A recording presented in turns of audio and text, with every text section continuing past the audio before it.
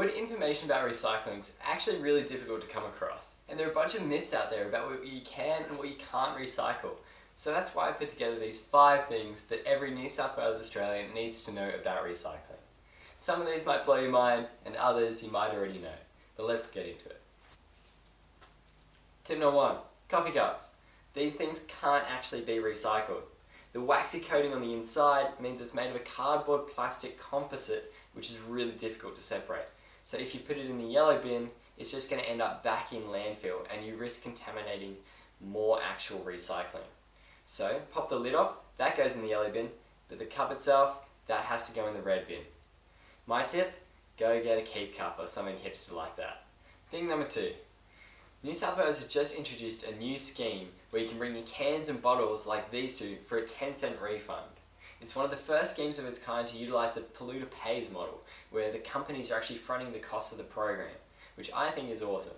All you have to do is search up Return and Earn, or Recycling New South Wales or something like that, and you're guaranteed to find where your nearest collection depot is. One thing to remember though is that these places will require you to have an intact barcode on your drinks, which means you can't crush your cans or your bottles. That brings us to tip number 3.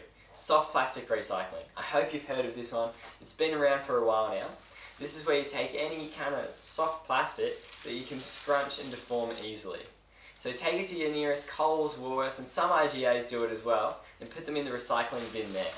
So the most common forms of these ones though are these infamous shopping bags. So take them along when you next go shopping and pop them in the bin there. The next 2 points are another couple of myths that I wanted to debunk, and if already you knew these, good on you. But here we go. The first one is lids and caps. I've heard here and there that you can't recycle these at all, along with the little tab that sits around the top of the milk bottle. But that's not true.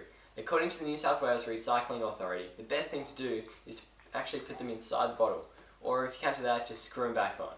That's because during the screening process, these things are actually too small, and they fall through the gaps along with the rest of the other trash. So, just give it a squeeze, and pop it in. And lastly, you don't actually have to rinse out your milk bottles. The recycling process can tolerate a little bit of residue. So if it's a bit of dried gravy or milk residue, you don't have to worry, as long as your containers are empty and dry. That is all for today, guys. Thank you so much for watching. Thanks for sticking through all 5 points. I hope you learned something today, because with these 5 tips, you can make a huge impact on how much you recycle and reducing your own waste and caring for our environment. So if you've got any particular questions, you can head to garbageguru.cityofsydney.nsw.gov.au. I'll post the link, and that's all. So thanks, I'll see you next time.